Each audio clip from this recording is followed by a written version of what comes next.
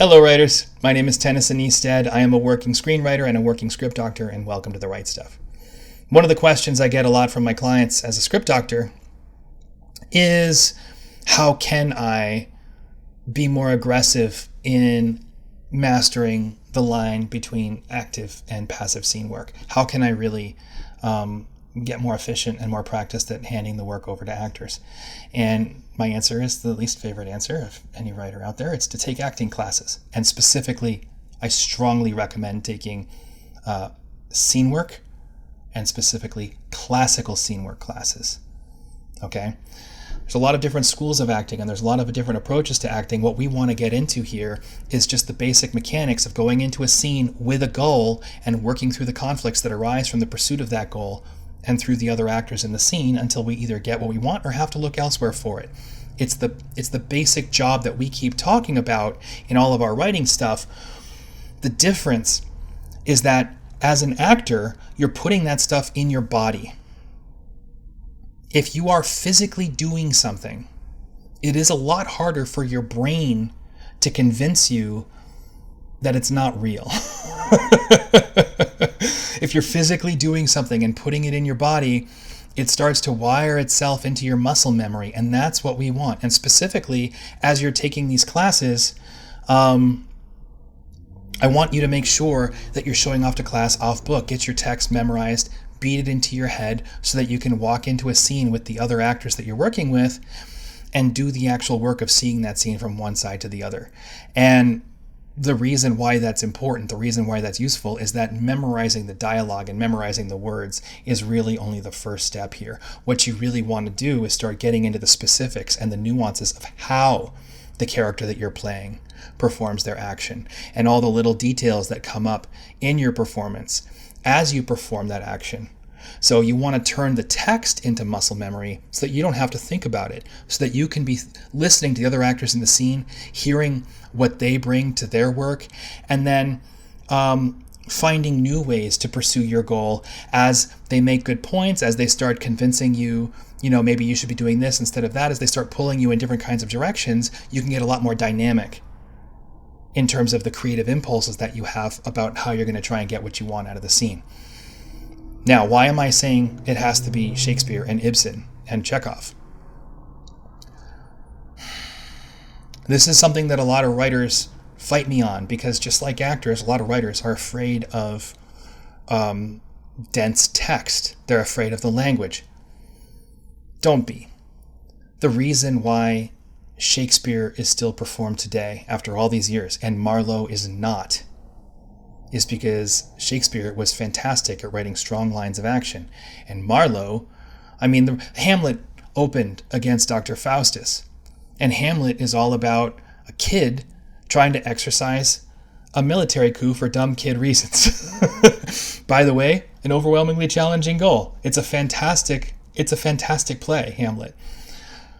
Dr. Faustus is literally a reactive story of a man of science who gets visited by Mephistopheles and by all these seven sins that try and seduce him into working for the devil. It's a story that literally sells. Helen of Troy shows up to seduce him. Sex, violence, and special effects is what Dr. Faustus had on stage to compete with Hamlet. It's not so different from today. And Marlowe got crushed, absolutely crushed at the box office. It was an embarrassment. Shakespeare is still performed because the fundamentals that we're working on here on this channel were practiced so well by him in those texts. And just like anybody else, Shakespeare did most of the stuff that he did through habit. Okay? 5/7 of the decisions that Shakespeare made over the course of writing any particular play were made through habit, because he'd done it a million times before. And 2/7 was him being a genius or a visionary or a creative or whatever the hell he actually was. Okay? What I'm telling you is that, for the most part, what you're going to see on any particular page of Shakespeare's plays is Shakespeare's habits encoded as text. So if you take that text and you turn it back into habit in your brain, you actually get to the long way around, like a computer punch card, download the habits of William Shakespeare. And I think it's much more important for you to be downloading the habits of playwrights whose work has withstood the test of time and proved itself again and again and again than it is for you to be downloading the habits of playwrights that you just think are cool.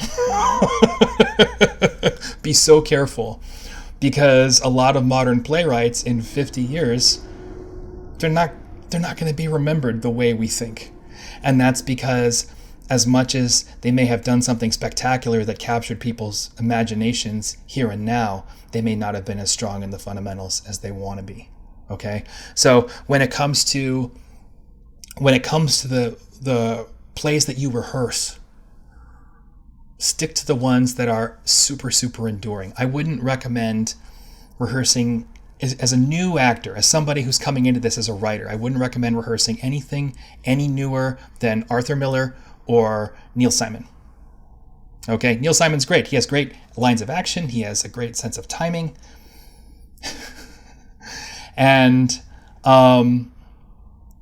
that's it, right? We, as show people, whether it's music, whether it's theater, whatever the case may be, we are not as influenced by the people we admire as we are by the people we rehearse, because the people that we rehearse actually beat their habits into our head. The people we admire are just people we wind up thinking about in a passive way. So if you want to find a shortcut to push your scene work craft, take classical scene work acting classes. There's a very good chance you can find them at your local community college. This has been The Right Stuff. Thank you very much for watching. If you like what we have to say here on this channel, please be sure to like and subscribe. My name is Tennyson E, Stead, and it's been a pleasure. I'll see you next week. I look forward to learning with you.